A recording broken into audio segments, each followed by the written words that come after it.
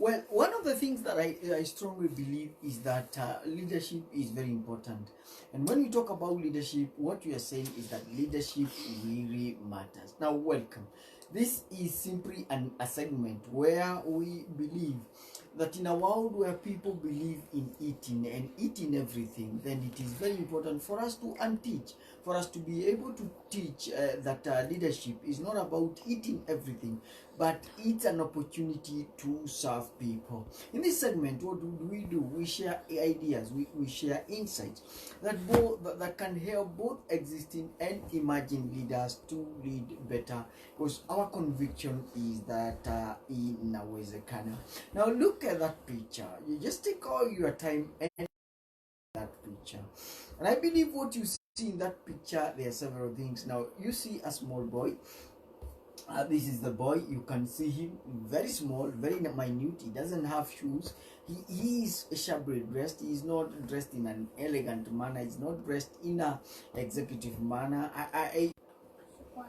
So he cannot pass that kind of dressing. But look at the huge herd of cows that he is breeding.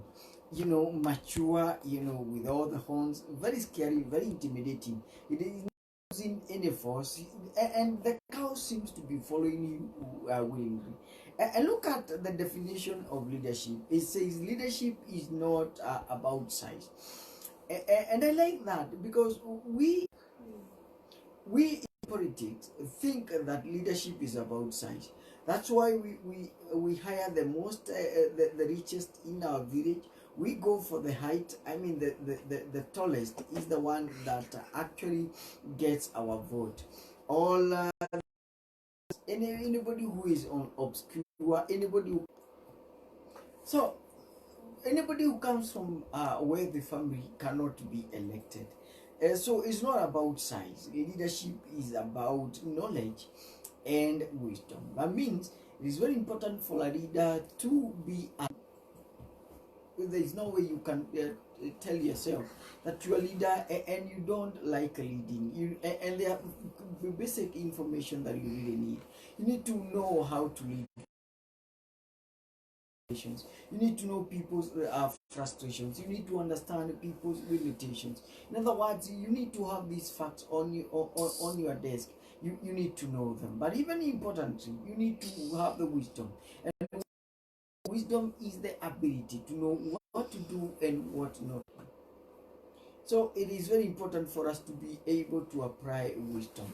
And I believe that picture, which I want it to stay there, it is a best example that I know of that actually talks about what is needed.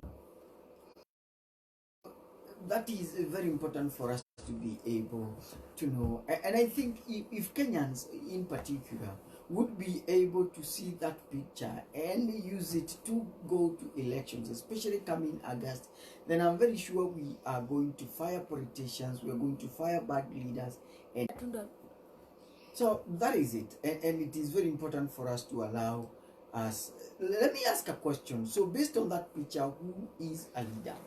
Who is a leader? I encourage you to go and kindly send me the message, and I'm going to sample some of those responses once I get them. So who is a leader? According to you, who do you think a leader is? Okay, or if you are asked to give a definition of who a leader is, who would you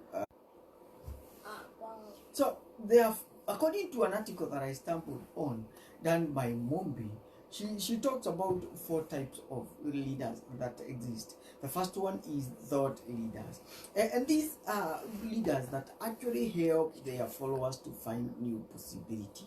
You know, we are actually coming out from COVID, and there are some practices, there are some patterns. One of the things that they would do is to ask themselves, what is it that needs to drop? What is it reject? What is it that is not workable? And what is it that we can pick so that it can become workable? Thought leaders. If you ask me, I'll talk about David and then Mark Zuckerberg. David, the fact that he was able to step into a scenario where everybody was scared, everybody thought that Goliath. So, but he brings a scenario and says it is possible to kill Goliath. Now look at Mark Zuckerberg. Mark Zuckerberg, from a dormitory, he's able to provide an app that is able to connect his friends so that they know when an assignment is due, so that they know whether the lecturer is coming or is not coming. In other words, just to provide information to fellow students. What has Facebook become? It has become a social platform in which everybody is getting connected and people get to know how life is going. And that, I think, is very important. Then we have what we call courageous leaders. Now, these people, this caliber of leaders, they pursue vision, and despite challenges, risk, or possibility of a failure.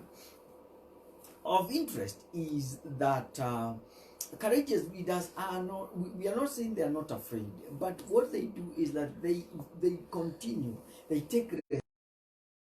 Most, ouch, if you ask me, these are leaders who are entrepreneurs. They will launch a project, a new idea, a new service. They will be able to move on in life, and able to bring a new narrative. They will be able to launch in a new product. They are full of courage, and will venture in, and they will get into the waters, and despite the cobras, they will be able to continue. The third one is called what we call inspirational leader, and these breathe, they have a breath of possibility. How possible it is, they will tell everybody that it is possible, and they will inspire, they will breathe in possibilities, they will give new energy, they will give in momentum, and David was one of them. And then finally, there is what we call servant leaders, and these look for ways to create organization that can be successful without them. And I think I like these, that servant leaders are those that believe that organization can continue to be successful without them. And so they develop systems, they develop ideas, they develop structures that can be successful without them. For them, they don't talk about themselves. When you ask them who has made this success, they'll look out and point other people. But again, when there is failure, instead of apportioning blame to anybody, they'll look at the mirror and say, the person that you find in the mirror. Important for us to be able to say that the kind of a leader that we saw, this one, the one that we see there, it is both a thought, it is both an inspirational, is both a courageous leader and also a servant. Remember the question that we are asking. So the question is, that is a question we are asking: who is a leader? Please write, tell us who is a leader. Okay. No, but the way, let's ask a question. Why do we need leadership? Now look at that cartoon. I don't know whether it's really clear. Whatever it is, I can see it's not very clear. But anyway, what I can explain what is happening here. It's in Parliament when the parliamentarians were passing the security bill, and you can see the chaos, you can see the mayhem, you can see the exchange, you can see the fighting in there. And what we are saying is that this is what is happening in Africa, and there are 6 paradoxes that happen in Africa. Number one, Africa has a lot of water, but people are dying of hunger. There are 50% Christians, but look at it, there have been about 60 military coups, and they have been successful in a continent where most of the people are Christians. But even most annoying is that though Africa is rich in resources, especially some parts of the West Africa and Eastern Central Africa, those communities are very poor. Look at Angola, one of the largest oil producing country, and the people are dying of hunger. 50% of the children are not able to go to school. More than 50% are not able to access clean water. Look at Africa again, with rich in natural forest, but they import much more. And then look at what we call Presidents for Life. Why is that? we dare ask. Now, reason number one we can say is the presence of impunity and less integrity. And I believe that cartoon actually explains, we are a nation, and we are a continent that believes the way to lead people is to practice impunity. We don't believe in credibility. We believe in clever. We believe in taking. We believe in grabbing. We believe in being forced out of power. It is very easy for a president to join power or to be ushered into power peacefully. But then it becomes a tall order when his term is over for him to be able to move out of power. And you can see that we've taken leadership as an opportunity to eat, as an opportunity to grab everything available. In fact, for us, we eat everything, and we make sure that we have eaten, and when we have eaten, we eat everything. And then this culture of corruption, this culture of me, I, and myself has prevailed. Just another day I was watching a clip where a relief vehicle fell, and Kenyans were running away with the rice. And I think today again I saw a car that was transporting oil. It fell, and what happened? Kenyans are running away with this because we believe in impunity. Now, the second reason why we need leadership is not only there's lots of impunity and less integrity, but again because most people believe in intimidation. And if you look at this picture, you will see what is happening is a very funny one, because it says your money or your life. Now this guy decides to pray it smart. He says I don't have any money, and the life I have, I give it to Jesus Christ. For most of us, we believe in intimidation. We believe in fighting. We believe in forcing people. We believe in talking loudly. We believe in banging tables. We believe in commanding people. We believe in shouting at the top of our voices. We believe so strongly in intimidation. But I need to say that intimidation is the poorest form of leadership.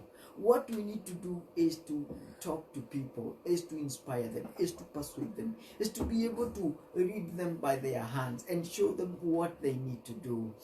Inspiration is far much better, is far much effective, it's much more rewarding, it's much more fulfilling than when we use intimidation. When you are a leader who inspires, people will be able to do more, they will be able to walk longer, they will be able to go higher when you use inspiration. It's just like a story that I had, that two men were actually trying to push a calf into a pen with no success. And after sweating and getting very frustrated, there is a young girl who came. And what did she do? She came and pampered the angry calf. And then she put her two fingers into the mouth. And what happened? Once the two fingers were in the mouth of the calf followed the girl to wherever it is. It was very easy. And now I wish that our people, leaders, would believe in inspiration, not in intimidation. Then finally for today is that most of the leaders fail to sell hope. We are living in a world of hopelessness. And actually Napoleon Hill once said that leaders are the dealer of hope. In other words, one of the things that leaders sell in their shop is hope. And if you do not sell hope in your shop, then don't expect people to follow you. Don't expect people to call you a leader. Don't expect people to come close to you and follow you, because leaders are dealers of hope. In other words, what a leader stocks in his shop is nothing but hope. And no wonder when it comes to Shipira and Poor, what do? They offered hope. They were given opportunity to kill. They were actually given an order so that they killed the Hebrew children. Did they do it? No. What did they do? They allowed them to live. And because they offered hope, they offered leave. They not keep to the embargo, to the crazy orders that Pharaoh had given them. Then they were blessed. You know, it is very important for us to be able to know that those are the three reasons why we need leadership. Let's take them again. The presence of impunity instead of integrity. Number two, most people believe in impunity. I mean, in intimidation, not inspiration. And then most people, instead of offering hope, they offer hopelessness. Now, I just want, I'm just wondering, have you answered the question? Who is a leader? Have you answered that? Who is a leader to you? What do you think about a leader? Who do you think is? Now, this is John Kimani, and that was Leadership Matters, because people matter. And until next week, such a time as this, my name is John Kimani.